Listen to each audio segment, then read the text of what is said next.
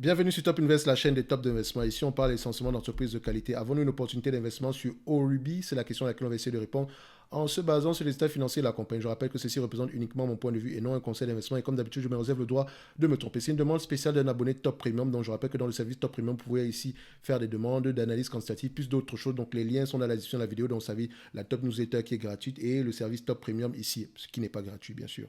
D'accord? Donc, les liens sont dans la description de la vidéo. Donc, ici, nous avons quoi comme entité? Ce n'est pas une entreprise que je connais spécialement. Donc, Orubi est le premier producteur européen de cuivre. Donc, le chiffre d'affaires par activité se repartit comme suit: fabrication de produits, produits de métaux précieux, produits de cathode, etc. Bon, quand moi je vois ce genre d'entité, si j'aimerais savoir, est-ce qu'on est, quand on dit producteur de cuivre ici, qu'est-ce qu'on fait? Est-ce qu'on exploite également des mines? Ou bien on est dans du recyclage également ici? Ou on est uniquement dans la transformation? Il faut faire très attention. Dans tous les cas de figure, il faut également voir que c'est un business qui aura tendance ici à être impacté par le prix de la commodité, donc étant la commodité ici étant le cuivre. Il faut également voir que le cuivre également ici, on en consomme de plus en plus et on pourra en avoir de plus en plus besoin dans le futur. Maintenant, je ne sais pas quel sera le prix du cuivre ici dans le futur, d'accord? Donc, ce n'est pas mon rôle ici aujourd'hui, mais je dois savoir que l'entreprise sera impactée enfin, il y a de grandes chances qu'elle soit impactée ici par rapport à l'évolution ici du prix du cuivre. Donc, on peut également le voir comment ici, quand je regarde les revenus de cette entité-ci, en termes de revenus, ici, je constate qu'on a des revenus ici qui sont en croissance sur les dernières années. Je sais également qu'entre 2014 ici, enfin 2014 à peu près jusqu'en 2018 ici, le prix de la commodité ici de cuivre était sans doute également en berne. Donc on peut également le vérifier ici, hein. Donc copper price, est-ce qu'on me donne l'information ici? Je ne sais pas si c'est AG1. Donc vous voyez ici que le prix, regardez, baisse du prix du cuivre, augmentation du prix du cuivre. Et vous voyez comment ça suit la même tendance que le revenu. Donc c'est une compagnie qui est cyclique. Et quand on parle de compagnie cyclique, qu'est-ce qui se passe? Normalisation des résultats. Donc simple.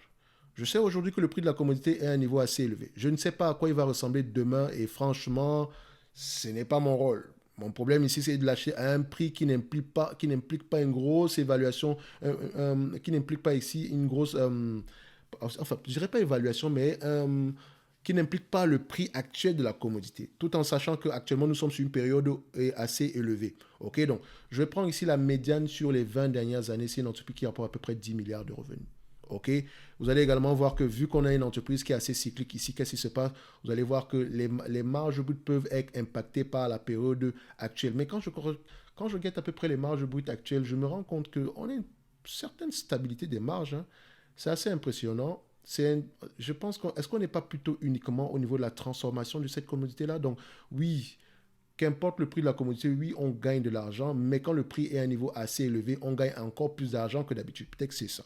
D'accord? Et vous assure que je n'ai pas encore lu sur cette compagnie-ci, mais juste en me fiant aux marges qui ne sont pas déjà assez élevées. Et faites attention. Voilà, je sais que c'est un business ici, l'efficience doit être très, très importante. Et vu les marges ici, ce n'est pas un business qui devra avoir une certaine dette. Donc, ne cautionnez pas une grosse dette sur cette compagnie-ci. Quand on va checker également ici les net income et les free cash flow pour voir s'ils parlent le même langage, qu'est-ce qu'on constate ici? Alors, net income free cash flow ici, quand on le met sur le même graphique, voilà, on parle à peu près le même langage ici, même s'il y a beaucoup de zigzags au niveau des free cash flow ici, je ne m'attendais pas à moins que ça, parce que je sais que c'est un business assez difficile, donc voilà, on peut se dire qu'on parle à peu près le même langage ici, mais les net income sont bien plus élevés que d'habitude ici. Est-ce qu'en termes de marge, les net income sont... il y a également une augmentation des marges ici, donc je vois ici que les marges ne sont pas si élevées que ça, hein. Donc, même s'il y a une variation du prix de la commodité, ici, je vois que les marges ne sont pas, elles ne gagnent pas autant d'argent que ça. D'accord? Donc, peut-être ici, oui, le prix de la commodité diminue, augmente, mais elle se garde toujours une certaine marge ici, dépendamment du prix de la commodité. Donc, c'est-à-dire que la marge est presque la même. OK? Donc, ça m'étonnerait qu'on soit dans l'extraction. Ici, on est plus dans la transformation uniquement et peut-être même du recyclage et plus slash transformation. Bref, ça pourrait être assez intéressant ici à aller regarder, mais les marges ne sont pas assez élevées, ne sont pas déjà très élevées, ce qui est total. Enfin, ça me dérange personnellement pas, peut-être que c'est également la norme dans l'industrie. Quand on regarde ici la médiane des marges sur les dernières années, on est à peu près à du 2,12%. OK. Actuellement, on est à 2,56%. Moi, ça me va. OK. Mon but ici n'est pas d'avoir précisément raison, mais d'avoir le moins de tort possible. Ici, déjà, on va prendre des revenus à peu près de 10 milliards. 10 milliards de revenus. 2% de ce montant-là, ça donne combien? 2% de ce montant, ça donne à peu près 200 millions. 200 millions divisé par la capitalisation boursière actuelle, et je sais qu'enfin, c'est un business que je n'achèterais pas à plus de 15 fois les bénéfices, d'accord? Donc, divisé par la capitalisation boursière actuelle, moins la dette, bien sûr, on a à peu près un rendement sur cours de près de 5,36%. Donc, en étant assez conservateur, on va se dire ceci, le prix n'est pas si mauvais que ça. Mais on ne s'attend pas à grand-chose ici en termes de croissance future. Enfin, par rapport aussi à l'augmentation du prix. D'accord? Vaut mieux être prudent, plus prudent à ce niveau-là. Sauf surprise, où on aurait continuellement une augmentation des revenus ici. Mais est-ce que c'est le cas? Est-ce qu'en termes de prévision, on s'attend à des revenus de plus en plus élevés dans le futur? On va regarder ça. Chiffre d'affaires, on voit plutôt une stabilité du chiffre d'affaires, assez intéressant, mais n'oubliez pas également que ces gens-là ont tendance à rester à peu près, il est très difficile ici de faire des prévisions pour des entreprises qui sont entre parenthèses cycliques, très cycliques, d'accord? Donc, ici, on se rend compte qu'on a à peu près, on s'attend à peu près à du 19 milliards. En termes de marge, ici, on se voit à peu près vers du 2%. Actuellement, on gagne beaucoup d'argent, c'est bien. Donc, vous voyez ici qu'on va dans tendance d'ici des 2%. Donc, si on est trop optimiste ici et qu'on se dit qu'on peut avoir du 3 milliards 950 ici, d'ici 2025 à 10 fois les bénéfices, seront gentils. Le prix actuel est également assez correct. Donc, en date d'aujourd'hui, on ne surpaye pas. Si on a une période assez difficile ici, voilà, le prix n'est, on sait que l'entreprise, les revenus pourraient diminuer, mais on est déjà à un certain niveau, à peu près à 200 millions ici. Et c'est une entreprise qui n'a pas de dette en tant que telle. OK? Donc, on a plutôt de la trésorerie nette ici. Donc, ça pourrait être assez intéressant, mais bon, est-ce que je pourrais dire ici qu'on a une opportunité extraordinaire? C'est vraiment, c'est discutable. Ça dépend vraiment des perspectives de croissance à long terme. OK?